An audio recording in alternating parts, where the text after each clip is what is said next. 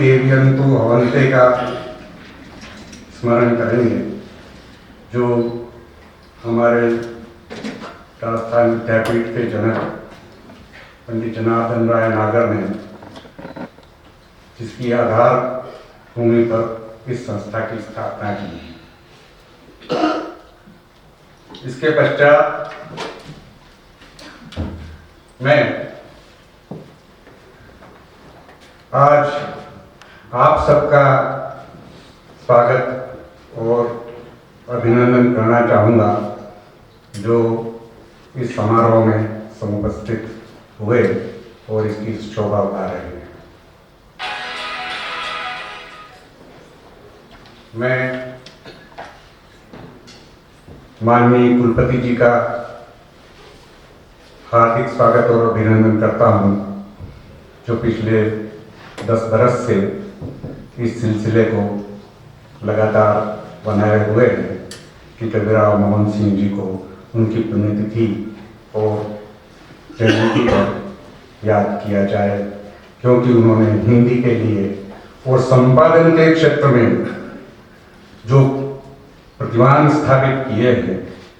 सर्वप्रथम संपादन के क्षेत्र में किस तरह से काम होना चाहिए, यह उन्होंने उसके मानक तय किए और उसके बाद में ही पृथ्वीराज दासों का संपादन हुआ।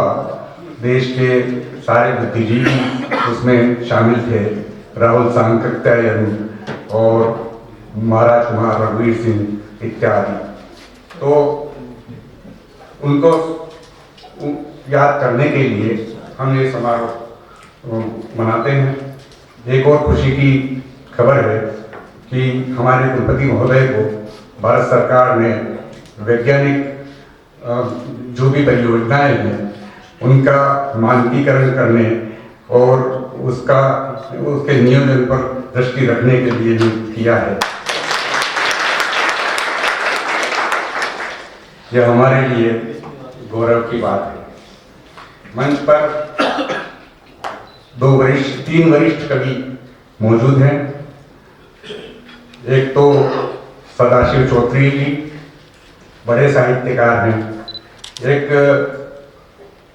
किशनदास जी, जो हमारे नगर के ही नहीं देश के प्रतिष्ठित गीतकारों में शुमार है। और एक राव अजातशत्रु, जो मेरे छोटे भाई हैं, पूरी दुनिया में यहाँ की कविताएं लेकर घूम रहे हैं। मैं सर्वप्रथम ओम थानवी जी का, हालांकि वो परिचय के मोहताज नहीं है, फिर भी मेरा दायित्व है कि मैं उनके बारे में कुछ कहूँ। ओम थानवी हिंदी भाषा के वरिष्ठ लेखक, पत्रकार, संपादक तथा आलोचक हैं। आपका जन्म राजस्थान के फरोदी कस्बे में 1957 में एक मध्यम वर्गीय परिवार में हुआ। आपके पिता शिक्षा शास्त्री थे, जिन्होंने शिक्षा विभाग की प्रतिष्ठित पत्रिका शिविरा और नया शिक्षक का लंबे समय तक संपादन किया है। थानवी जी ने 1977 में अपने छात्र जीवन से ही पत्रकारिता शुरू की। सर्वप्रथम साप्ताहिक मरुदी, दैनिक युग पक्ष एवं साप्ताहिक रविवार, जो बीकानेर और कोलकाता से प्रकाशित होते थे, में लिखना प्रारंभ किया। वाणिज्य में स्नातकोत्तर की पढ़ाई पूरी करने के बाद थानवी जी ने 1978 में जयपुर में राजस्थान पत्रिका के साप्ताहिक इतवारी पत्रिका में से मुख्य धारा की पत्रकारिता से जुड़े, जहां आपने करीब 10 वर्ष तक कार्य किया। बाद में हिंदी के इंडियन एक्सप्रेस समूह के प्रमुख दैनिक समाचार पत्र जनसत्ता से जुड़े और वहां 26 वर्ष तक पत्रकारिता को नए आयाम दिए। इस दौरान आपने 16 वर्ष तक चंडीगढ़ संस्करण के संपादक का कार्यभार भी संभाला। जनसत्ता से अलग होने के बाद थानवी जी ने जवाहरलाल नेहरू विश्वविद्यालय जेएनयू के सेंटर फॉर मीडिया स्टडीज में विजिटिंग प्रोफेसर के रूप में अध्यापन कार्य किया। पत्रकारिता में उल्लेखनीय सेवाओं को देखते हुए राजस्थान सरकार ने आपको हरदेव जोशी पत्रकारिता एवं जनसंचार विश्वविद्यालय जयपुर का संस्थापक कुलपति नियुक्त किया। महर्षि दयानंद सरस्वती विश्वविद्यालय अजमेर और राजस्थान राज्य कौशल विश्वविद्यालय जयपुर के कुलपति का अतिरिक्त प्रभार भी आपको सौंपा गया।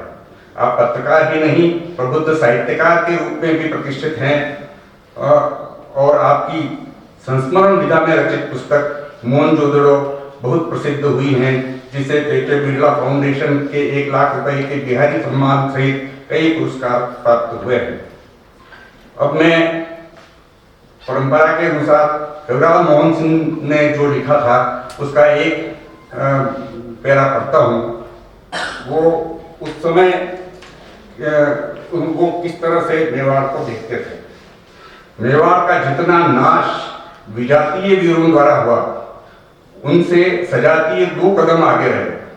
कहने को तो वह वीर थे, परंतु वास्तव में वे लुटेरों के रूप में जहां तहां फैलकर प्रजा को लूटते, कृषि को उजाड़ते एवं गांवों को जला देते थे। इस प्रकार के पाशविक व्यवहार करने से ही ये अपनी वीरता समझते थे। फौज खर्च के बहाने राज्य कोष ही नहीं, मृत मेवाड़ के शवरूपी प्रांत भी इन गिद्धों ने नोच डाले। मेवाड़ में ही नहीं, जयपुर, जोधपुर एवं समूचे राजस्थान तथा मध्य प्रांत के राज्यों में भी वे उसी तरह उत्पात मचाते रहते थे। यही कारण है कि सजातीय होते हुए भी उन उत्पातियों से सभी राज्यों को घृणा हो गई और अंग्रेजों के पांव भारत में मजबूत हो गए। ये उस समय की हकीकत उन्होंने बयान की थी, जो हमारे पास में मौजूद थे। पत्रकारिता पर आप आचार्य हैं, आप बात करेंगे, लेकिन 2 सिद्धांत समझ में आते हैं। एक तो कोई भी समाचार पत्र या चैनल अपने दर्शकों का और पाठकों का एक समूह बनाता है, जिसे वह विज्ञापन दाताओं के हाथों भेजता है, और यही उसका मुख्य व्यवसाय है। दूसरा, सरकार ने एक नया तरीका निकाला है कि आधिकारिक जानकारी इतनी दे दो कि अनआधिकारिक जानकारी छापने के लिए जगह ही नहीं बचे, जिसमें फेक न्यूज और पेड न्यूज, ये दोनों जो चीजें चल रही है, उससे जनमत को भ्रमित करने का एक माहौल सा बन गया है और भ्रमित किया जा रहा है। ऐसे में हम चाहेंगे कि लोकतंत्र में हर कोई जनता के प्रति जवाबदेह है, सरकार भी और मीडिया भी। तो इसको आप किस तरह से देखते हैं, इस बारे में आप कुछ कहेंगे तो हम बड़े लाभान्वित होंगे। बाकी विषय तो आपके सामने है। धन्यवाद।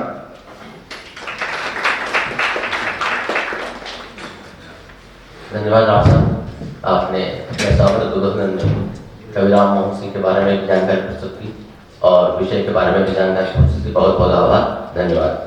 अब कार्यक्रम को आगे बढ़ाते हुए हमारे बीच मुख्य वक्ता के रूप में उपस्थित श्री ओम थानवी साहब, जो वरिष्ठ लेखक भी हैं, पत्रकार भी हैं और संपादक भी हैं, मैं आपसे निवेदन करता हूँ पधारें और आज के विषय में अपने विचार व्यक्त करें। आदरणीय ओम थानवी साहब।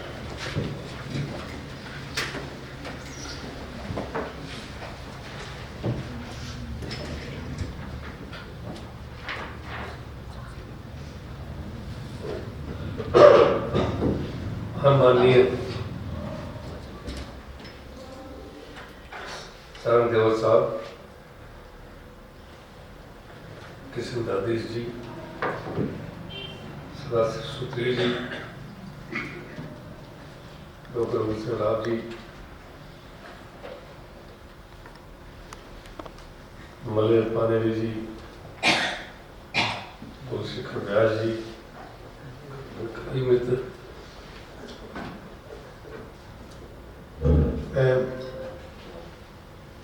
कविराज मोहन सिंह जी की स्मृति को नमन करते हुए आप सबसे क्षमा याचना तो ये करना चाहता हूँ कि गला मेरा ठीक नहीं है। इस मौसम में जयपुर में तो जो मुझे दूसरा व्यक्ति मिलता है उसका गला खराब नहीं मिलता है। तो घर से कहा गया कि बहुत जरूरी न हो न जाइए, तो मैंने बिल्कुल इन्हीं शब्दों में राव साहब को संदेश दिया कि बहुत जरूरी न हो तो रहने दीजिए। इन्होंने मेरा संदेश तो पढ़ा नहीं।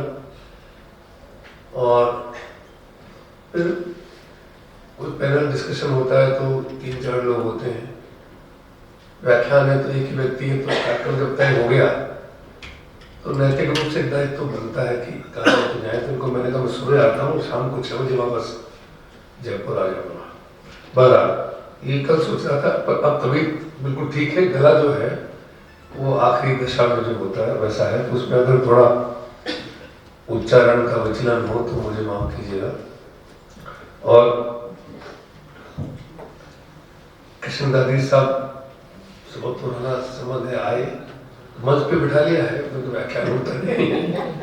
तो सदाशिव जी ने भी कल कहा कि घर चलना है, और आदर्श चतुर्वेदी जी आए नहीं है, वो तो यहीं पे पड़े हैं। तो उन्होंने कहा कि मुझे घर पे दाल बाटी खानी है।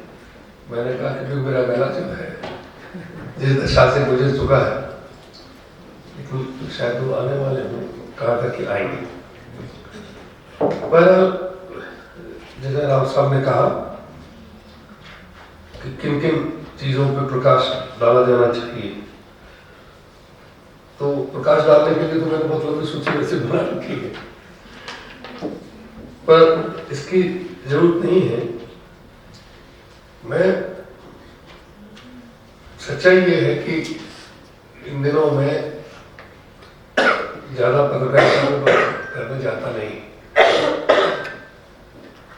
बहुत जरूरी हो तो बात दूसरी है, क्योंकि कड़वे बोलने का परिवेश नहीं है, सुनने का।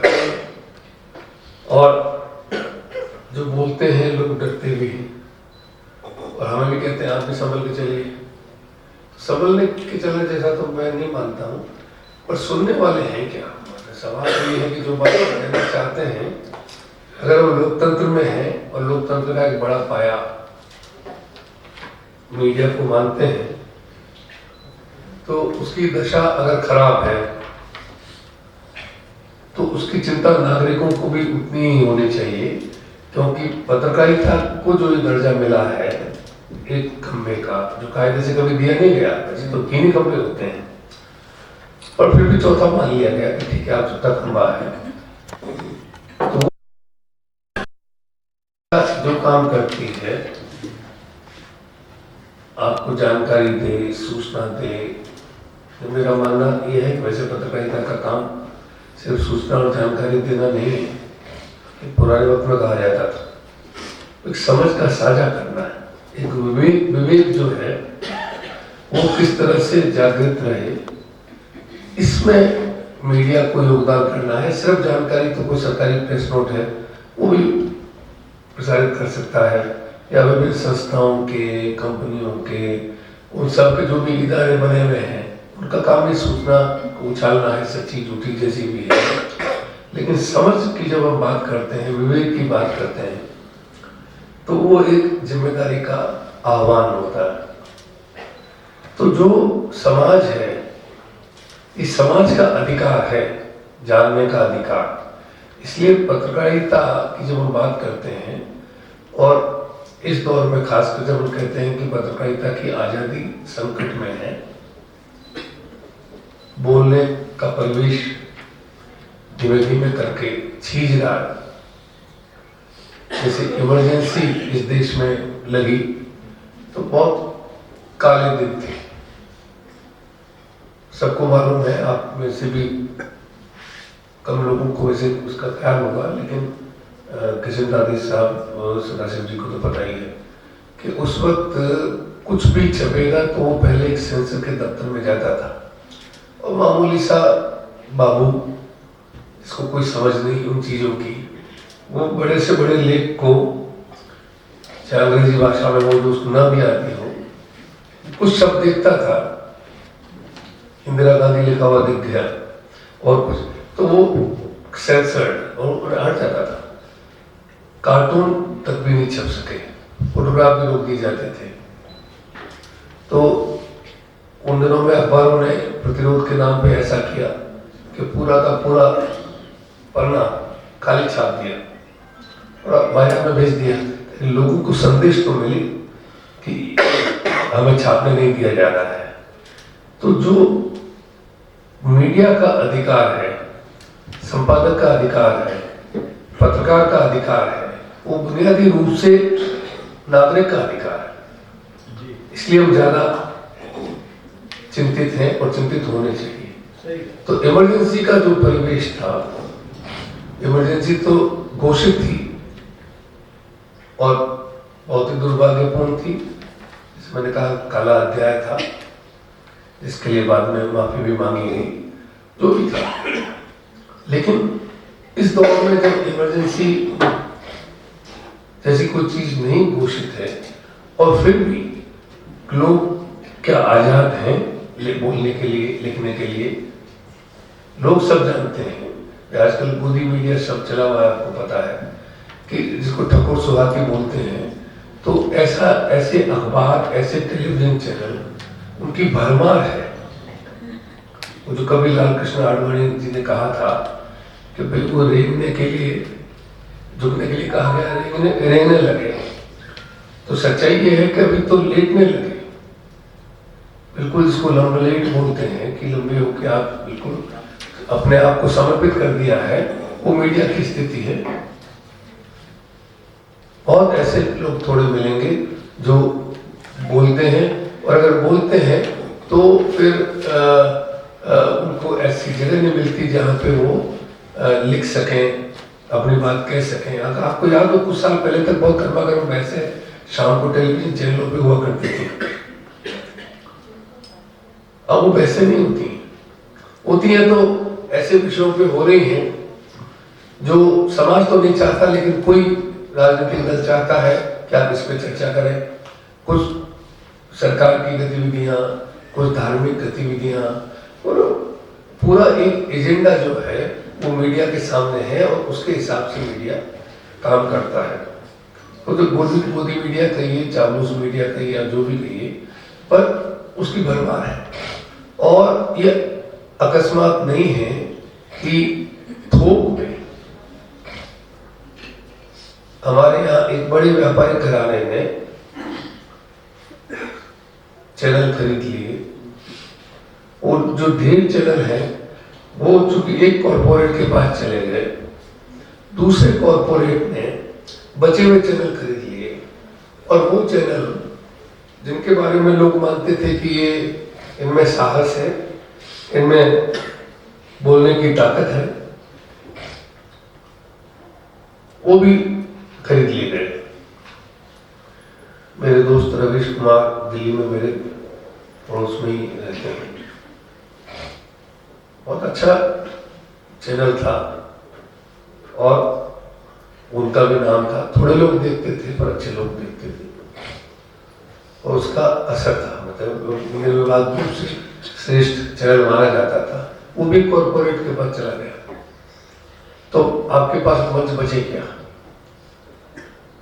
तो ये जो परिस्थिति है, ये परिस्थिति कोई ऐसी नहीं है कि जो अजानी।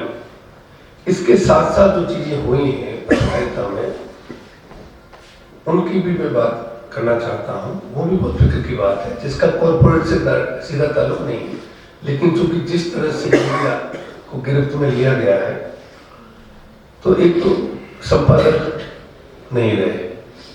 हमारे दौर में संपादकों के नाम थे, बड़े संपादकों से हम भी सीख लेते थे। श्यामलाल, बीजी वर्गीस, प्रभात जोशी, राजेंद्र माथुर, अजीत भट्टाचार्य जी, ये अपने आप में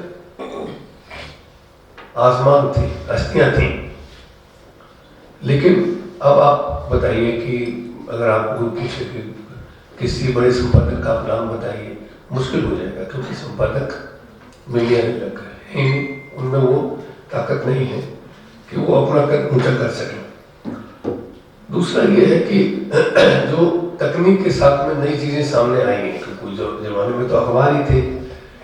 अखबार में एक कानून काम करता है, अखबार में छापना पड़ता है अंत में कि कौन फलाने अधिनियम के मुताबिक इस अखबार में छपी हुई चीजों के लिए उत्तरदायी है, उसका नाम छापना पड़ता है। टेलीविजन में तो छापना ही नहीं पड़ता। तो ये क्या कायदा है भाई?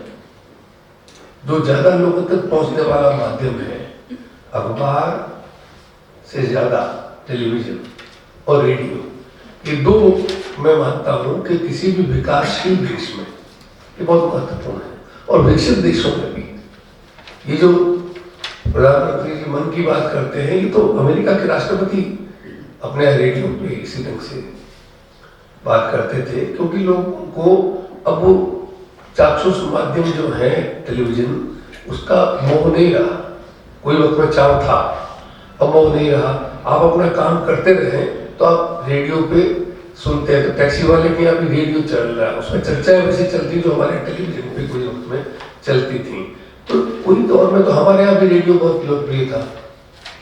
किसान रेडियो को खेत में सुन सकता है, लेकिन और शायद यही कारण है कि रेडियो को आज भी खबरों की इजाजत नहीं है। उनको आप इसी तरीके के गाने वाले सुनाते रहिए, उसमें ज्यादा बौद्धिक का जोखिम नहीं लेना चाहते, न प्राइवेट में निजी क्षेत्र में उसको छोड़ना चाहते हैं। अभी टेलीविजन को छोड़ा है, क्योंकि टेलीविजन अभी हर एक की बस की बात नहीं कि खेत में ले जाकर के भी वो उसको देखेगा। पर अब मोबाइल के साथ में धीमे धीमे करके चीजें बदल रही हैं, पर रेडियो का इस्तेमाल हमारे यहाँ पे होता नहीं। जो मेरा मानना ये है कि बहुत ही जरूरी है, होना चाहिए, सबसे प्रभावशाली माध्यम है। ये जो दो माध्यम मैंने आपको कहे, टेलीविजन और रेडियो, वो इसलिए मैं इनको महत्वपूर्ण मानता हूँ कि इनकी पहुंच के लिए जिस तक पहुंचते हैं उसका साक्षर होना जरूरी नहीं। अखबार के लिए पढ़ा लिखा होना जरूरी है। तो जहां पे साक्षरता का प्रतिशत बढ़ता चला जाता है, पर वो आंकड़े की बात और होती है कितना अभ्यास पढ़ने में है। हिंदी के अखबार तो अपने क्षेत्र की बात है, लेकिन आप दक्षिण में चले जाइए, अंग्रेजी के अखबार निकलते हैं, तो उनकी पहुंच कितनी होगी? उनकी पहुंच बहुत सीमित होगी। लेकिन टेलीविजन की पहुंच होगी। टेलीविजन की पहुंच जो है वो हर घर में होगी, और कोई भी व्यक्ति है, कोई शिक्षक भी बैठा है, कोई आपके घर में काम करने वाला सहयोगी है, वो भी उसी तरीके से उसको देखेगा, सुनेगा, जैसे कि कोई पढ़ा लिखा प्रोफेसर या विद्वान उसको सुनेगा। इतना प्रभावशाली माध्यम होने के बावजूद हमारे यहाँ कोई कानून ऐसा नहीं है जो अखबार की तरह टेलीविजन पर ये बाध्यता लागू कर सके कि आप अपने संपादक का नाम उजागर कीजिए, कि जो बुलेटिन आपने जाके दूरदर्शन में पहले होता था कि आप ये जो आपने अभी बुलेटिन दिया, इस बुलेटिन का संपादक कौन था, कौन जिम्मेदार है कानूनी रूप से। उसमें अगर कोई आपने जानकारी गलत दे दी, जैसे कि आप जानते हैं वो अटल गोस्वामी के कार्यक्रम में जस्टिस सावंत का नाम गलत दिया गया, उन्होंने 100 करोड़ रुपए का मुकदमा कर दिया था, बाद में माफी मांगनी पड़ी। लेकिन आप जिम्मेदारी तय कीजिए कि जिम्मेदार कौन है। अखबारों के लिए तो प्रावधान है, लेकिन बाकी को आपने छूट दे रखी है, जबकि मेरा मानना ये है कि वो ज्यादा प्रभावशाली माध्यम है, बढ़ रहे हैं, बढ़ना चाहिए। लेकिन कितना काम कर पा रहे नहीं कर पा रहे, उसके बारे में मैं आपको शुरू में बता चुका हूँ कि उसको किस तरीके से काबू कर लिया जाए, बजाय ये कि आप पत्रकारों को खरीदें। आप मालिकों को खरीद लीजिए, अखबारों को खरीद लीजिए, चैनलों को ही खरीद लीजिए, तो बेचारा जो रोजगार में बड़ा मामूली पत्रकार है, मकान ले रखा है, गाड़ी ले रखी है, बच्चों को पढ़ाता है, किस्तें चुकाता है, तो उसको तो सलाम ठोकना है। और इसलिए जो उसकी आज़ादी जो है उसकी बात करना भी अकेले में तो कर देगा, लेकिन वो कहता है कि छोड़िए अभी हमें अभी बड़ी बड़ी बातें मत कीजिए, क्योंकि हमें दाल रोटी की फिक्र है और रोजगार के लिए जरूरी है। दूसरा, रोजगार के लिए कोई दौर में एक सुरक्षा यहाँ पे आयोग थी, वेज बोर्ड बना था। जब मैं राजस्थान पत्रिका में काम करता था 40-45 साल पहले, 1980 में बचाव आयोग आया था, तो उसके बाद मनीषाना आयोग भी आया, एक और आयोग भी आया। तो वो जो कमीशन बैठते थे, वो कमीशन तय करते थे कि आपको कितना पैसा मिलेगा, क्या ग्रेड होगा, कब पदोन्नति होगी, कब रिटायर होंगे, मतलब इस तरह से सारी व्यवस्था होती थी। धीमे धीमे करके वेज बोर्ड जो है वो अप्रासंगिक हो गई, क्योंकि उनको मानना ही बंद कर दिया। और चूंकि सरकारें मालिकों के साथ मिलीभगत से काम करती हैं, चाहे कोई भी सरकार, उन्होंने वो दोबारा कहीं पर आयोगों की सिफारिशें लागू है या नहीं है उसको देखना बंद कर दिया। फिर सुप्रीम कोर्ट में मामला गया, वहां भी फैसला हुआ पर अभी तक भी कुछ उसका निर्णय नहीं है। सारे पत्रकार अनुबंध पर काम कर रहे हैं, किसी एग्रीमेंट पर काम कर रहे हैं, उनको किसी भी घड़ी निकाला जा सकता है। तो ऐसी परिस्थिति में आप बताइए कि हम उनको कहें कि आप आज़ादी की बात कीजिए, आप लड़ाई लड़िए, प्रतिरोध कीजिए, तो ये उनके साथ भी ज्यादती होगी, क्योंकि पहले आप उनके रोजगार की सुरक्षा तो तय कीजिए, जो क्या आप नहीं कर पा रहे। तो ऐसी परिस्थिति में भी जो है वो स्वाधीनता उनकी उठ गई। फिर ऐसे लोग आ गए पत्रकारिता में, मीडियोकर लोग, जो कि मालिकों के प्रति ज्यादा वफादार हैं, तो वो उन अखबारों के लिए या टीवी चैनलों के लिए या अन्य माध्यमों के लिए वो खबरों का काम करते हैं, और बाज़ दफा खबरों से ज्यादा दूसरे काम करते हैं, जो भी मालिकों के काम होंगे, विज्ञापन के काम भी करते हैं। आपको पता है कि सबसे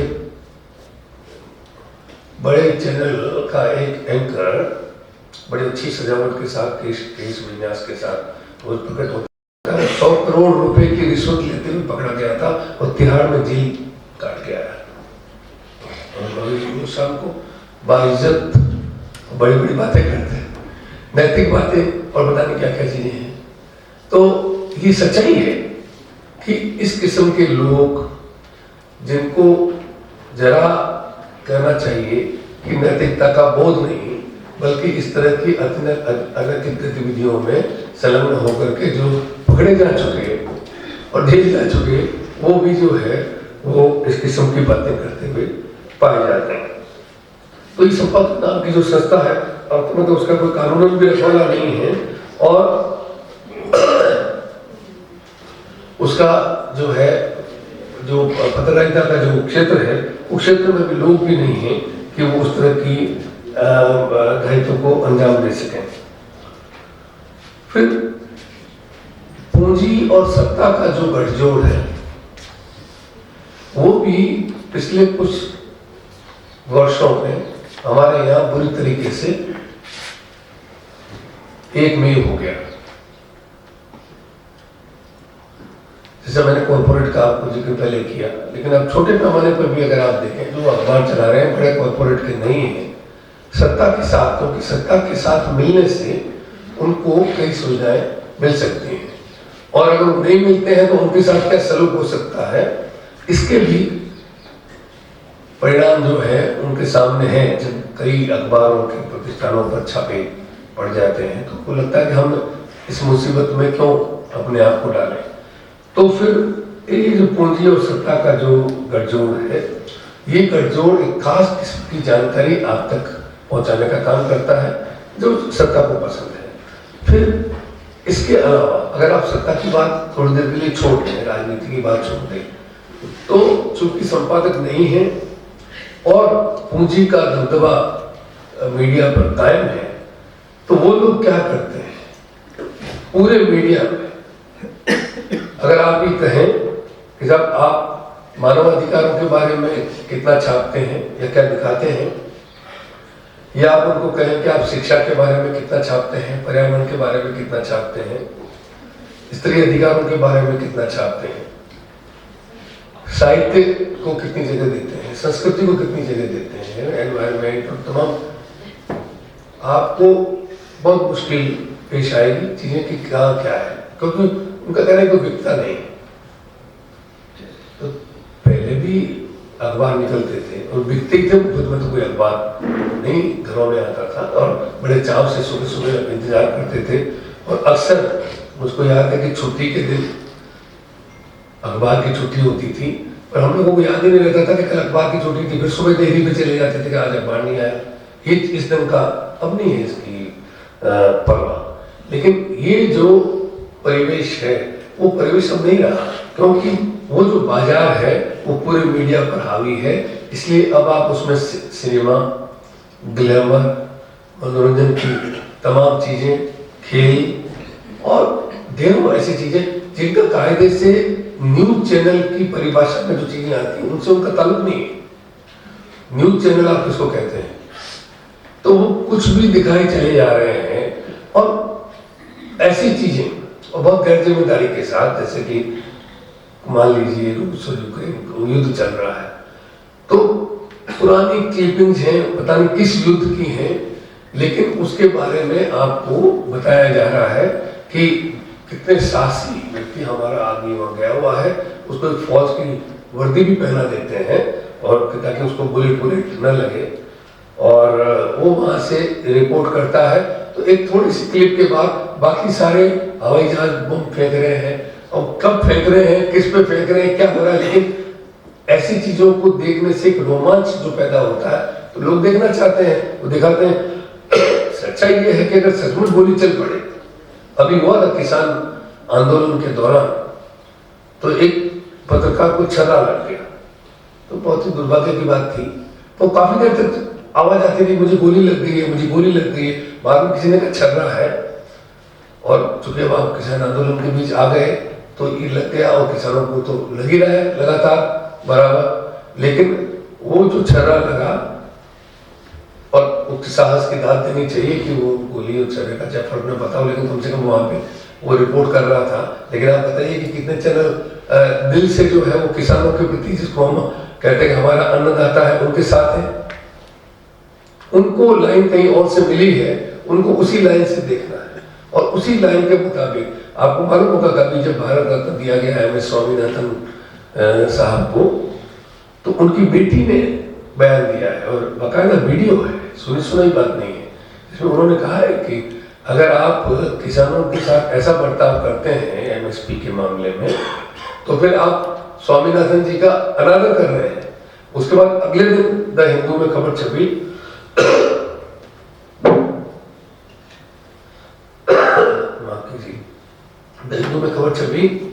कि स्वामीनाथन जी की जो रिपोर्ट है, वो रिपोर्ट मंत्रालय की वेबसाइट पर भी उपलब्ध नहीं, वो रिपोर्ट ही गायब है। तो आप सम्मान कर रहे हैं, क्यों कर रहे हैं? लोग उसको और नजर से देखते हैं, और उसमें जो है वो सच्चाई न हो, इसका कोई प्रमाण आपको नहीं मिलता है। क्योंकि अगर आप सचमुच स्वामीनाथन साहब का आदर करते हैं, तो आपको MSP के मामले में किसानों के साथ में, क्योंकि पहले भी लंबा आंदोलन चल चुका है, फिर चल रहा है, वहाँ पे लोगों पे अगर गोलियां चले और आप ड्रोन जो इजराइल के युद्ध में इस्तेमाल हो रहे हैं, वो हमारे किसानों के ऊपर अगर इस्तेमाल हो रहे हैं, लेकिन आपको टेलीविजन खोलेंगे तो आपको पता ही नहीं चलेगा, लगेगा बस सामान्य ढंग की चीजें हो रही है। सामान्य तो नहीं हो रही है, तो बहुत असामान्य हो रही है। लेकिन मीडिया का जो दायित्व है, वो जो एक चेतना पैदा कर सकता है, आपको सही जानकारी देने का काम कर सकता है, वो मीडिया से हमको नहीं मिलता है। और बहुत सारी बातें हैं, मैं थोड़ा उसको संक्षेप करते हुए, जो चीजें जिनका पतन हुआ है, वो सिर्फ संपादक की संस्था या मालिकों की संस्थाएं हुई नहीं है। एक बड़ी चीज जो मुझको हमेशा चिंतित करती है, वो है भाषा का पतन। क्योंकि भाषा जो है, मैं हिंदी की बात भी करता हूँ, क्योंकि हिंदी का ही पत्रकार हूँ, हिंदी इलाके से आता हूँ।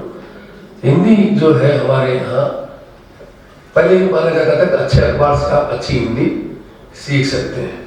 क्या आज आप अखबार पढ़ते हुए ऐसा मानते हैं कि आप अच्छी हिंदी सीख सकते हैं? मेरे कई दोस्त जो हैं, जो अखबारों में काम करते हैं, पढ़ते पढ़ते जब खींच होती है, मैं उनको एक संदेश भेज देता हूँ फोन से कि भाई आपके अखबार में सुबह ही छपा हुआ है, ये गलत शब्द है। जैसे कल ही नहीं छपा हुआ था खामियाजा, मैंने कहा खामियाजा नहीं होता, खमियाजा होता है। लेकिन जो इतना खामियाजा छप गया, खमियाजा ये लोग मानते हैं। सम्राज्ञी, सम्राट, वो साम्राज्ञी लिखते हैं, वो आपकी मात्रा कहाँ से लेके आए समझ में नहीं आता। कोष देख लीजिए, सबसे बड़ा प्रमाण तो कोष का ही होगा। उदयपुर में सर्कल को सही लिखा जाता है, लेकिन जयपुर में उसको सर्किल लिखा जाता है, जिस सर्किल का उसमें होता है। तो ये तो मैंने ऐसे दो चार आपको उदाहरण दिए हैं। लेकिन हिंदी जो है वो खराब हो गई, और उसमें अंग्रेजी के शब्दों की इतनी घुसपैठ होगी कई बार पता नहीं चलता है। और इसके बारे में दलील ये दी जाती है, और मेरे मालिकों से भी बात हुई, जो अखबारों के मालिक हैं, वही कहते हैं जब बोलचाल में घरों में यही भाषा बोली जाती है। देखिए, बोलचाल की चीज बिल्कुल अलग है, इसको हम कैजुअल कहते हैं। वो कैजुअल वार्तालाप कराएगा, आप बोलचाल का। बम्बई में जाकर के आप बम्बई के लोगों से बात कीजिए तो वो बम्बई की जुबान में जो बात करते हैं, कभी किधर को जाता है खाली पीली बम मारता है, लेकिन वही सिनेमा वाले लोग जो मंच पे खड़े होते हैं और राष्ट्रीय पुरस्कार लेने को आते हैं तब उनकी हिंदी वही हिंदी होती है जो हमारी हिंदी है। तब वो बम्बई की हिंदी में नहीं बोलते, उनको पता है कि हिंदी क्या है और आंचलिक हिंदी का रूप क्या है।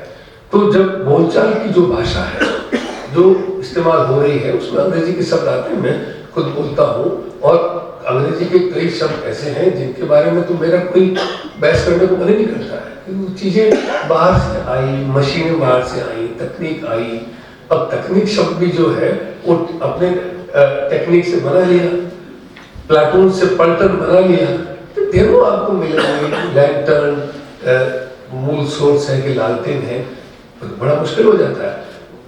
अमीरुल बहर अरबी का शब्द कहाँ का, वो अंग्रेजी में घूमते घामते फ्रांस से होते हुए गया और एडमिरल हो गया, वो अमीरुल बहर था। तो इस तरीके से शब्द जो है वो यात्रा करते हैं और हमारे यहाँ भी चले आए, और इसमें कोई मैं बुराई नहीं मानता हूँ। लेकिन फिर भी आपकी भाषा का मयार, आपकी भाषा का चरित्र, उसका तेवर, उसमें एक अनुशासन बने रहना चाहिए। इतना मैं इसका हक में नहीं बोल सकता हूँ कि वो जो गांधी जी कहते थे कि भाई आप खिड़कियां खुली रखें, पर इतनी भी न खोल दें हर तरफ से कि आपको हवा बाहर बहा के ले जाए।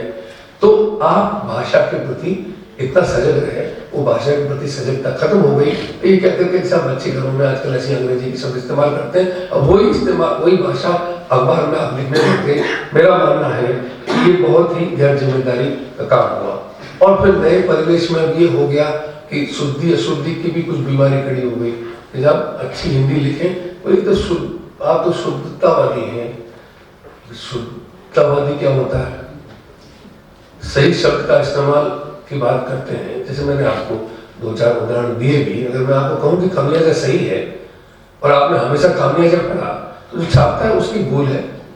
आप कोर्स देख लीजिए, तो एक भी कोर्स में खामियाजा लिखा हुआ मिल जाए, इसका मतलब आपको कोई गुमराह कर रहा है, तो आप उसको ये तो नहीं कह सकते। ठीक है, वर्षों बाद में खराब चलन को भी मान लें, मुझे उसमें कोई हर्ज नहीं। एक सीमा के बाद चीजें जो है वो रूढ़ हो सकती हैं, लेकिन कहीं कुछ काबू तो रखिए ना। इस दलील का कि चीजें रूढ़ हो जाती हैं तो चल जाएगी, इस दलील का इस्तेमाल किया जाए और चीजों को आप रूढ़ होने दें, और इस तरीके से जो है चीजें हाथ से निकल जाएंगी, फिसल जाएंगी, और वो जुबान जो बहुत प्रभावशाली मानी जाती है वो नहीं रहेगी। तो शुद्ध की भाषा की बात करने वाले लोग, उनका आशय ये रहता है कि संस्कृत निष्ठ ही आप, इसकी तो कोई तर्क नहीं हुआ, संस्कृत निष्ठ क्यों? उर्दू के शब्द आ गए, इससे लोगों को तकलीफ हो जाती है। लोगों को इस बात से बड़ी तकलीफ, समाज में कौन कहां से आ गया, तो ये तो समाज की खासियत है हिंदुस्तान की। और भाषा हमारी जो बनी हिंदी, वो हिंदी बनी है, वो हिंदी आप ये देखिए, अगर आप 18वीं सदी में देखें तो आपको हिंदी का साहित्य नहीं मिलेगा। वो सारा बोलियों में लिखा हुआ साहित्य है जो संत हमारे लिख करके गए। खड़ी बोली धीमे धीमे करके जिस तरीके से विकसित हुई, और बाद में उर्दू भी, उर्दू बाहर की भाषा नहीं है, भारत के अलावा कहाँ उर्दू बोली जाती है। उर्दू का व्याकरण, उर्दू के क्रियापद, वो सब हिंदी के ही है। खाना पीना सोना जागना वो हमारे यहाँ भी है, उर्दू में भी वही है। और उर्दू के लोग संस्कृत शब्दों का इस्तेमाल करते हैं, और हिंदी, शुद्ध हिंदी को लिखने वाले लोगों के यहाँ भी आपको ढेर ऐसे शब्द मिलेंगे जो उनको खुद को पता नहीं कि ये संस्कृत से नहीं आते हैं। जैसे आदमी, औरत, बच्चा, मकान, दुकान, बरामदा, दोस्त, दुश्मनी, मौज, हवा, ये सारे उर्दू के शब्द हैं, हम रोज बोलते हैं। अब आप भी कहें कि नहीं बालक बोली, बच्चा न बोली, ये तो कोई बात नहीं हुई। एक शब्द है फारसी से आता है साफ। अब वो जो साफ है उसकी इतनी छवियां हैं, वो हिंदी में आपको उसके समांतर किसी शब्द में नहीं मिलेंगी। साफ साफ कहो के क्या कहना चाहते हो? वो सारी जलेबी पर हाथ साफ कर गया, साफ छुपते भी नहीं, सामने आते भी नहीं। अब आप कहें कि साहब वो सारी जलेबी पे हाथ साफ कर गया, और आप कहेंगे नहीं साफ शब्द तो फारसी का है, शुद्ध शब्द का इस्तेमाल कीजिए, तो आप देखेंगे कि वो सारी जलेबी पर हाथ स्पष्ट कर गया, क्योंकि सांप की जगह स्पष्ट शब्द बेहतर है, और वो न कहीं भी फालतू की बात है। हिंदी शब्द भी फारसी का है। तो ये जो एक हमारा आपसी रिश्ता है उर्दू के साथ, उससे आम फहम भाषा बनी है जो सबके समझ में आती है। और उसमें कई शब्द तो ऐसे बन गए हैं जिसके बारे में फिराक गोरखपुरी साहब ने उर्दू साहित्य का इतिहास लखनऊ से किताब छपी है हिंदी समिति से, उन्होंने उसमें लिखा है कि ऐसे सैकड़ों युग्म हैं जिनमें एक शब्द अरबी फारसी का है या तुर्की पश्तो का है और दूसरा संस्कृत का है। जैसे शादी ब्याह, शादी विवाह बोलते, शादी ब्याह में ऐसा ही होता है, तो आप मिला के बोलते हैं। गांठ गिरा, आप चोली दामन, तो दामन जो है वो फारसी का शब्द है, लेकिन हमारे बोलचाल में चोली दामन का जो रिश्ता है भाषाओं के बीच, उसमें भी सेंध मारने की चेष्टा हुई है, जो कायदे से देखा जाए तो सांप्रदायिक चेष्टा है। उससे हिंदी खराब हो रही है, अंग्रेजी के कारण तो हो ही रही है, लेकिन तथाकथित शुद्धिवादी जो लोग आ गए हैं, और आजकल तो ऐसा होता है तो तुरंत गर्दन पकड़ लेते हैं। अगर आप उनकी बात ना माने तो लोग भी डरते हैं, तो कोशिश करते हैं कि ठीक है थोड़ा शुद्ध शब्द ही रहे तो ज्यादा अच्छा है, बेकार में विवाद नहीं होगा। तो आप कैसी हिंदी बनाना चाहते हैं, कैसा अखबार बनाना चाहते हैं? तो ये जो मैंने सांप्रदायिक शब्द सोच समझ के इस्तेमाल किया, जिसकी भी चर्चा जो है वो हमारे मीडिया में नहीं होती, बड़ा इस दौर में उसकी बात करनी चाहिए। जातिवाद की बात भी करनी चाहिए। ये जातिवाद का नासूर आप देखिए कि किस दौर में लोगों में इतना ज्यादा वो नहीं था, आपसी राग द्वेष, चोरी छुपे। जब आप कभी लोगों की बात सुने या कुछ मामलों को पढ़ने की चेष्टा करें, तो आपको पता चलेगा कि ये पहले से ज्यादा जो है वो खतरनाक ढंग से बैठ गया है, और ये समाज में एक घुन की तरह लग गया, और इसको जो है दूर होना चाहिए। लेकिन इसका एहसास मीडिया में अगर चर्चा हो, शाम को बहस करते हैं, वो किसी सिनेमा की नई फिल्म रिलीज होती है और उससे पैसा मिल जाता है इसलिए उसकी चर्चा करते हैं, चुटकुले सुना रहे हैं, कॉमेडी शो कर रहे हैं। अरे किसी दिन आप सांप्रदायिकता पे जाति के उससे बात करके तो देखिए, और लोग गौर से सुनेंगे, क्योंकि समाज को उन चीजों की परवाह है। ऐसा नहीं है कि लोगों ने सोचना समझना बंद कर दिया, हमने लोगों को उनकी समझ को मोड़ दिया है और उनको उस तरफ झांकने भी देना चाहते हैं, और उनको बदलाए रखने के लिए कई सारी चीजें, काफी सामान उस गोदी मीडिया को सुपुर्द कर दिया है, उसी में उलझाया रहता है, और जो मूल दायित्व है मीडिया का वो खो गया। अब इसको समेटना चाहिए। भाषा और अच्छी। अब ये है कि पत्रकारिता का शिक्षक, चूंकि मैं पत्रकारिता के विश्वविद्यालय की स्थापना से जुड़ा रहा और उसको हमने शुरू भी किया, तो पत्रकारिता जैसे मैंने कहा कि इसमें पत्रकारिता की विधाएं बहुत होंगी, माध्यम बहुत सारे सामने आ गए जो पहले नहीं थे। अखबार, टेलीविजन, रेडियो, इसके अलावा आजकल आप जानते हैं ऑनलाइन मीडिया या वेब मीडिया कहिए, द वायर है, द सिटीजन है, द प्रिंट है, तो उसमें पैसा भी नहीं लगता, अखबार स्याही भी नहीं लगती, और अखबार छप गया, गलत छप गया तो भूल सुधार देना पड़ेगा। हालांकि टेलीविजन वाले कभी भूल सुधार नहीं देते, अखबार में ही परंपरा रही। लेकिन ऑनलाइन जो भी अखबार या पत्रिकाएं या पोर्टल आप लोग कुछ भी कहिए, उसमें गलती छपती है तो वो ठीक की जा सकती है तुरंत। आप दोबारा पढ़ेंगे तब तो पता चलेगा कि वो सुधार ली गई है। उसमें सीमा भी जो है वो काफी मिल जाती है चीजों को कहने की। फिर इसके अलावा जो YouTube चैनल है, जिसने आपने देखा कि जैसे मैंने रवीश का जिक्र किया, ऐसे अजीत अंजुम है और लोग हैं, एक पूरी बिरादरी खड़ी होगी जिन्होंने एक समांतर, ये भी मैं सोच समझ के इस्तेमाल कर रहा हूँ, बड़ा लोग समानांतर इस्तेमाल करते हैं, तो सम से आप अंतर जोड़ते हैं सम से समान बना के फिर अंतर जोड़ते हैं, तब एक अक्षर बचा सकते हैं, समांतर से काम चल जाता है। ये बात मुझको अभी नहीं कही थी। हिंदी के आप जानते हैं बड़े साहित्यकार थे, उनसे मेरा व्यक्तिगत संबंध था। उन्होंने मुझे कहा था मैं भी समानांतर ही लिखता था। तो एक स्तंभ इला डालमिया उनकी सहधर्मिणी जो थी, उन्होंने हमारे यहाँ लिखा समांतर संसार महिलाओं के बारे में, और तब उन्होंने कहा था कि समांतर से लिखिए, तो बेकार में एक अक्षर पे जो खर्ची को करते थोड़ी किफायत पड़ती है। तो ये जो मीडिया के जो नए दूसरे जो माध्यम हैं, इन माध्यमों के आने से और यूट्यूब वगैरह, इनसे लोगों का रोजगार भी जो है उसकी, क्योंकि पहले लोगों को लगता था कि ये चैनल खरीदे गए हैं, देखिए हमने सड़क पे इन लोगों को लिया है। राजदीप सरदेसाई एक चैनल के हेड थे, और उसके बाद में वो दूसरे चैनल में चले जाते, आगे बाद में उनकी पत्नी जो है वो अब सांसद हो गई, टाइम्स ऑफ इंडिया में चली गई। तो ये जो क्या करें, मतलब एक जो चैनल का जो व्यक्ति हेड रहा, प्रमुख रहा, वो व्यक्ति अब एक एंकर का काम एक चैनल में करे, तो आपके पास कोई रास्ता नहीं है।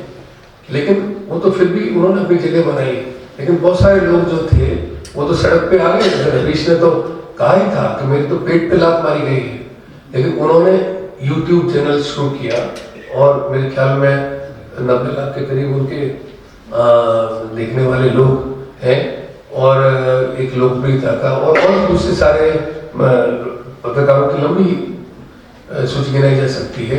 तो ये जो एक समांतर आपको माध्यम मिल रहे हैं, उन्होंने भी रोजगार की स्थिति पैदा की है। लेकिन जो शिक्षण के लिए जितने साधन चाहिए, उस किस्म के साधन अभी हमारे पास में नहीं। मेरे ख्याल में हमने सबसे पहले सोशल मीडिया पर भी जो है पाठ्यक्रम चालू किया, स्नातकोत्तर पाठ्यक्रम, क्योंकि जरूरी है। लेकिन होता क्या है कि जो शिक्षण संस्थान है वो जोर देते हैं जो पारंपरिक ढंग से। आप जानते हैं कि दिल्ली में सरकार ने ही IIMC नाम से संस्थान उसको स्थापित किया, जो डिप्लोमा देने का काम करता है। तो उसमें वो इसलिए स्थापित किया गया था कि सरकार में जो लोग काम करते हैं उनको उसकी दीक्षा वहां पे मिल सके। तो फिल्म डिवीजन में उस जमाने में बहुत फिल्म डिवीजन की, आप जानते हैं कि जबरदस्त एक बड़ा महकमा था। इसी तरीके से PIB, इन चीजों की इन दिनों में तो कोई महत्ता रह नहीं गई है। ट्विटर के दौर में मंत्री खुद ही बता देते हैं कि मैंने क्या कहा, मैं कहाँ गया, किसी के ऊपर हमला करना है, किसी की तारीफ करनी है, किसी को जन्मदिन की मुबारकबाद, वो एक ट्विटर के जरिए हो जाता है। वरना जो PIB या सूचना विभाग, ये सब इस ढंग से रखे जाते थे। कितना सरकारी आप समझिए कर्मचारियों का पूरा लवाजमा उनमें रहता था। उनकी शिक्षा के लिए एक संस्था बनाई गई, तो उसमें पब्लिक रिलेशंस का भी पाठ्यक्रम रखा गया ताकि PRO जो है उनका हो। अब वो हर पाठ्यक्रम हमारे यहाँ भी, हम भी उससे निकल नहीं सके, लेकिन मैं व्यक्तिगत तौर पे उसको ठीक नहीं मानता। लेकिन अब ये है कि लोग संस्था में आते इसलिए हैं कि हमको तो सरकारी नौकरी चाहिए, अभी हम पत्रकारिता की दीक्षा दे रहे हैं, सरकार की नौकरी की नहीं दे रहे। और बड़ा मुश्किल काम हो रहा है। मैं इस बात को PRO बनने के लिए जो लोग वहाँ आए हैं, और आप उसको जनसंपर्क की शिक्षा दें, और एक तरफ आप पत्रकारिता की शिक्षा भी दें, इन दोनों में दुराव देखता हूँ। आपस में ये चीजें एक दूसरे को काटती हैं। एक ही छत के नीचे आप कैसे ऐसा कर सकते हैं? क्योंकि पत्रकारिता खबरों को निकाल के लाने का काम करती है। वो करती है नहीं करती है उसके बारे में मैं विस्तार से बता चुका हूं, लेकिन करना चाहिए। और जो PRO है या जनसंपर्क का काम करने वाला व्यक्ति है, वो उन खबरों को रुकवाने के लिए उसकी सारी शिक्षा दीक्षा सारी ऊर्जा इसमें जाती है कि कैसे तुम मंत्री जी का पैसा, सरकार का पैसा, जिनके साथ भी आप जुड़े हुए हैं या किसी कॉर्पोरेट के साथ जुड़े हुए हैं, किसी व्यवसायी के साथ जुड़े हुए हैं, आप पत्रकार को लुभाने के लिए आप क्या क्या लालच दे सकते हैं किसी भी स्तर पे जाके, पर वो खबर नहीं छपनी चाहिए। तो खबर लाने वाला और खबर रुकवाने वाला दोनों काम आप एक ही छत के नीचे नहीं कर सकते। ये पत्रकारिता के शिक्षण में बहुत बड़ा मेरा मानना ये है कि ये मुश्किल एक चीज़ है। और फिर भी हमने और चीज़ें शुरू की, सोशल मीडिया, इसके अलावा जो सामाजिक कार्य है, सोशल वर्क, NGO, अब ये चीज़ें जो है, इन चीज़ों को भी आप, क्योंकि विश्वविद्यालय या शिक्षण का काम जो है वो खाली पत्रकारिता नहीं है, उसके साथ जनसंचार या लोक संचार में जुड़ा हुआ है। जब लोक संचार की बात करते हैं तो कठपुतली भी लोक संचार का हिस्सा है। आप लोगों तक उसके जरिए पहुंचते हैं जागरूक करने के लिए। तो आप लोक संचार की जो विस्तार है, वो जो और उसकी संभावनाएं हैं, उनकी बात करते हैं, एक बिल्कुल अलग दुनिया हो जाती है। जिस लोग गांधी जी को पत्रकार कहते हैं, मैं उनको पत्रकार नहीं मानता। ये गांधी जी का कद भी छोटा करने का काम होगा, क्योंकि गांधी जी हरिजन निकालते थे या यंग इंडिया निकालते थे, वो तो उनके मुखपत्र थे। और जो मुखपत्र होते हैं, क्योंकि उसमें तो गांधी जी के विचार छपते थे, दूसरों के तो विचारों के लिए तो इसके लिए उसको निकालते भी नहीं थे, लेकिन फिर भी वो महत्वपूर्ण है, ऐतिहासिक है और हर घर में संभाल के रखने चाहिए। मैंने भी संभाल के रखे हुए हैं। तो फिर गांधी जी को पत्रकार करने में क्या दिक्कत है? मेरा करने की नहीं। पत्रकारिता जो होती है वो उन सबको भी जगह देती है जो आपके विचारों से मेल नहीं खाते हैं, क्योंकि वो एक तरह का मंच है। तो गांधी जी को मैं एक तरीके से कम्युनिकेटर के रूप में देखता हूँ। तो कम्युनिकेटर गांधी से बड़ा कोई नहीं हुआ लोगों तक पहुंचने वाला। तो कम्युनिकेशन भी जब हमारे विश्वविद्यालय के नाम में शामिल है, तो कम्युनिकेशन के और जितने माध्यम हो सकते हैं उनको भी पत्रकारिता के शिक्षण में शुरू करना चाहिए। और हमने इसकी चेष्टा वहाँ पे चेष्टा की है। तो ये चूंकि शिक्षण का भी इसमें कुछ हवाला था विषय में, और रोजगार की बात भी थी, मैंने वो भी जोड़ दी। और अब मेरा गला जो है ठीक हो गया है। तो आप कहें तो मैं 1 घंटा और बोल सकता, लेकिन मुझको चूंकि जाना है और कई चीजें हैं, लेकिन मुझे अच्छा लगा कि आपने आमंत्रित किया। और पहले भी वीसी साहब ने मुझे पिछले साल भी कहा था, और जब इस बार राव साहब का फोन आया तो मैंने कहा मैं जरूर आऊँगा। और एक और कार्यक्रम में कहीं जाना था, मैंने कहा वो आगे पीछे करते हैं। इसका मतलब ये नहीं कि मुझको भाषण देने का चाव है, मैंने कहा मैं आजकल बचने की चेष्टा ही करता हूँ।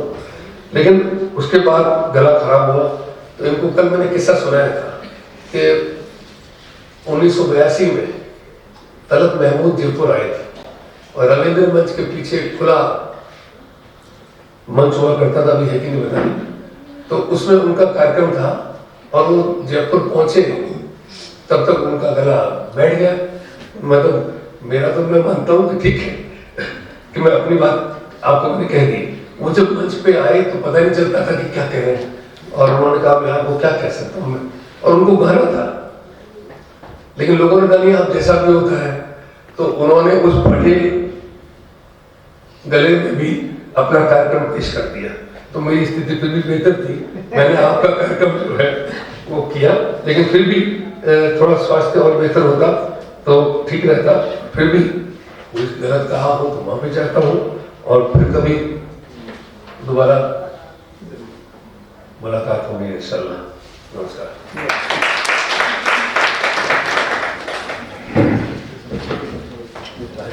धन्यवाद हम साहब, आपने अपने उद्बोधन में पत्रकारिता का मुख्य कार्य विवेक जागृत करना है और जगाने का कार्य अधिकार है, इस तरह की बातें को अपने उद्बोधन में कहा, और विशेष रूप से हिंदी भाषा के बारे में अपने विचार व्यक्त किए। बहुत बहुत आभार, धन्यवाद। अब कार्यक्रम की अगली कड़ी में सम्मान का है, तो मैं आदरणीय कुलपति महोदय से निवेदन करता हूँ कि आज के मुख्य वक्ता श्री ओम थानवी साहब को संपदाचार्य सम्मान से सम्मानित करें। मैं साथ ही डॉक्टर उग्रसेन जी राव साहब से निवेदन करता हूँ कि प्रशस्ति का वाचन करें।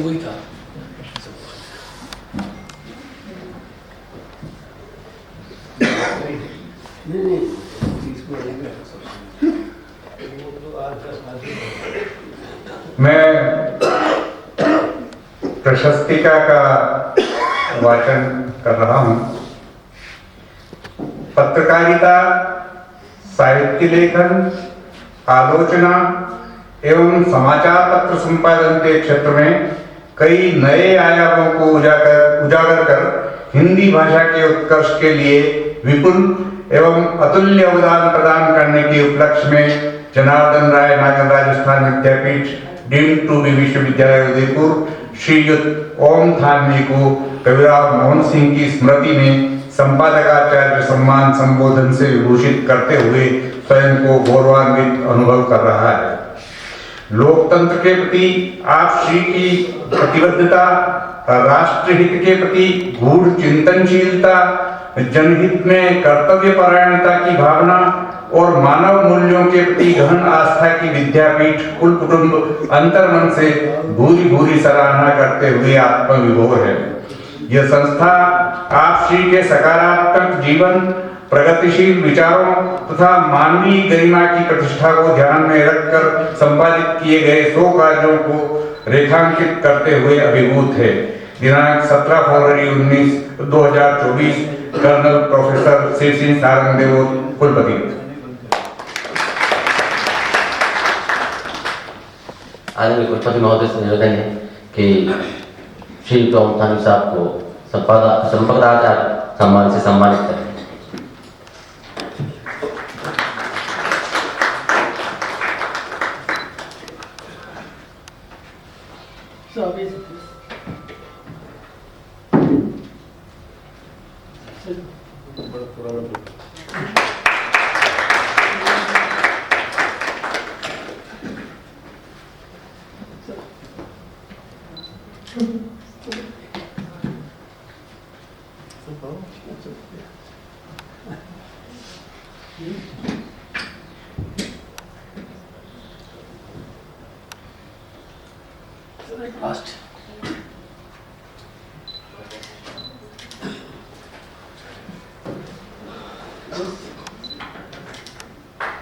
धन्यवाद।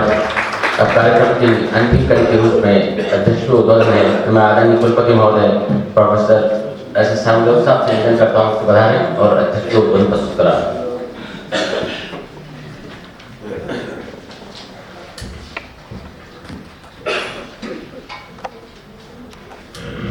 कविराम मोहन सिंह स्मृति राष्ट्रीय व्याख्यान माला में हमारे बीच आज के प्रमुख अतिथि और प्रमुख वक्ता माननीय श्री ओम थानवी साहब, आपके बारे में हम सभी जानते हैं। आपका उद्बोधन बहुत ही सारगर्भित और हमारे लिए बहुत ही उपादेय रहा। मंचासी माननीय साहित्यकार संगीतकार डॉक्टर किशन जी दास साहब, माननीय सदाशिव श्रोत्री साहब, हमारे राष्ट्रीय अंतर्राष्ट्रीय कवि उदयपुर के गौरव राव जसरू, माननीय उदयपुर साहब, कुलशेखर जी, सभी प्रबुद्धजन और सभी विद्यार्थी कार्यकर्ताओं आप सभी का स्वागत और अभिनंदन। देखिए, आप जब पत्रकारिता की बात करते हैं तो पत्रकारिता एक तरह से लोकतंत्र का एक अविभाज्य अंग है और ये पल प्रतिपल जो परिवर्तन होते हैं या कह सकते हैं कि परिवर्तित होने वाले हमारे जीवन और जगत को अगर हम एक दार्शनिक भाव में देखें तो पत्रकारिता द्वारा संभव है।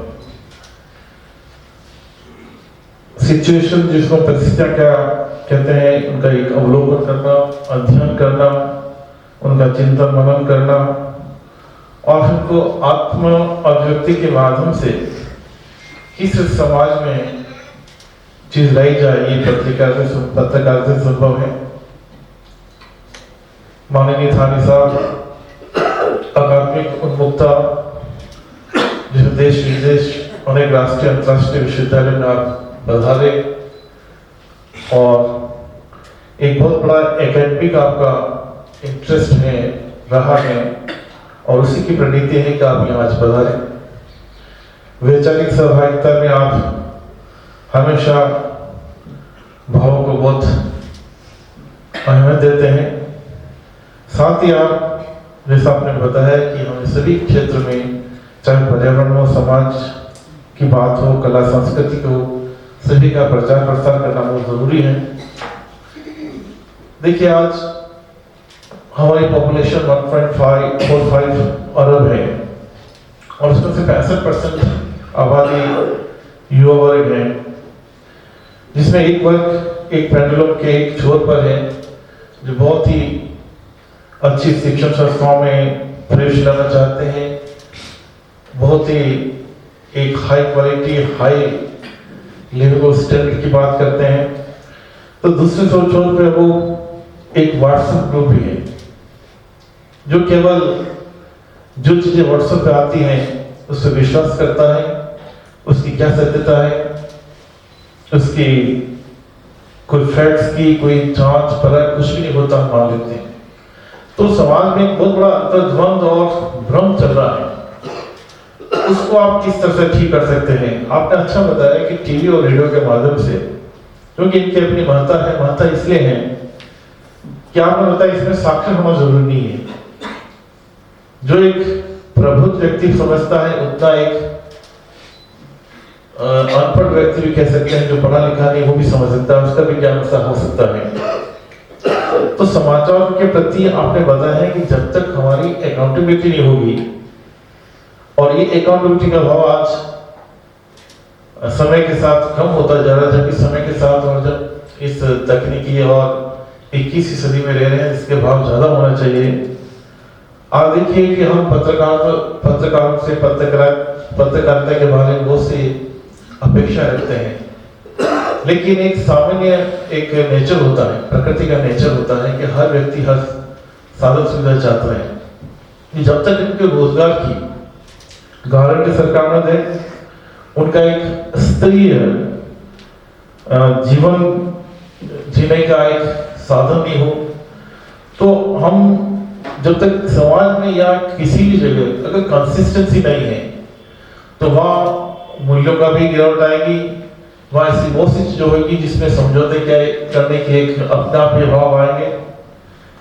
आपने ठीक बताया है कि जब मीडिया लोग पत्रकारिता करते हैं तो उनसे हम ज्यादा अपेक्षा नहीं रख सकते हैं, क्योंकि जब तक नैतिकता के भाव या नैतिकता का बोध न हो तो कहीं कहीं समझौते की बात आई जाती है।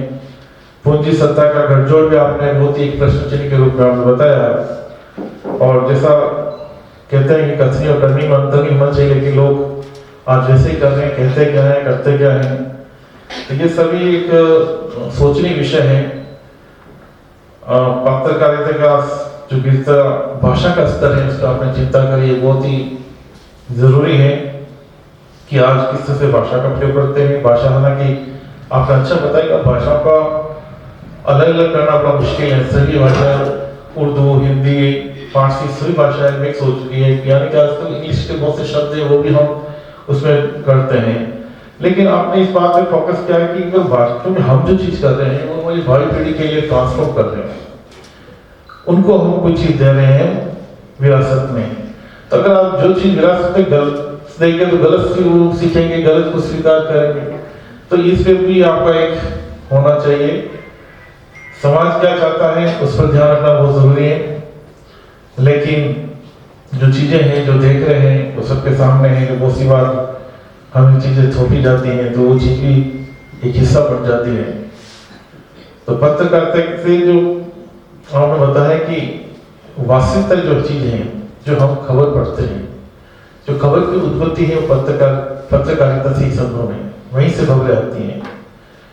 तो लोक संचार का दायरे की आपने बात करी, बहुत ही विस्तार और विस्तृत है, क्योंकि लोक संचार ही प्रमुख चीज है। मैं सोचता हूँ कि मुझे ज्यादा, क्योंकि आपके दांत में दर्द है और उसके बावजूद भी गला भी खराब है, लेकिन केवल हमारे मान सम्मान और उनको पता है कि एक बहुत अच्छी ऑडियंस से आए हैं जो आपको सुनना चाहती है।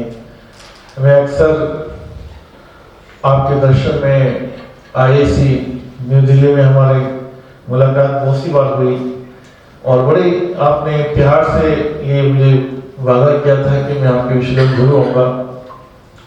चूँकि हमारे आज कीर्तिशेष जिनको आप सभी जानते हैं कि डीपी त्रिपाठी साहब हमारे बहुत बड़ा हिस्सा रहे थे, वो आपके बहुत ही अभिन्न मित्र, बहुत अच्छे मित्र रहे, उनकी हमारे सभी बड़ी कृपा थी। तो अक्सर ये बातचीत होती थी कि हमारे विश्वविद्यालय आपको लाएं, आपको सुने, आपकी पत्रकारिता, आपकी जो सफलता है, विभाग जो चीजें हैं वो वास्तव में हम सभी के लिए प्रेरणास्पद रहेगी, प्रेरणादायक रहेगी। आप यहाँ पधारे और चूंकि अब आपको डॉक्टर के वहाँ जाना, तो मैं आभार भी मैं ही व्यक्त कर लेता हूँ इस मंचा से सभी का बहुत बहुत आभार और विशेष रूप स्वामी साहब का। लेकिन सर से हम एक आश्वासन चाहेंगे कि एक बार पुनः आपको बुलाएंगे, आपको पधारेंगे, विद परिवार पधारिए और हमें लाभान्वित करें आपके शब्दों से, आपके अनुभव से। Thank you. जय हिंद, जय भारत।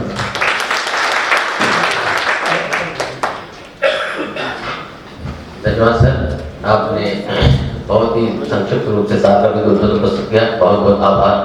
और अब कार्यक्रम के अंत में धन्यवाद ज्ञापन है, तो आधा धन्यवाद तो साहब ने प्रस्तुत कर दिया है, तो मैं इस सभागार में उपस्थित सभी महानुभावों का बहुत बहुत आभार व्यक्त करता हूँ।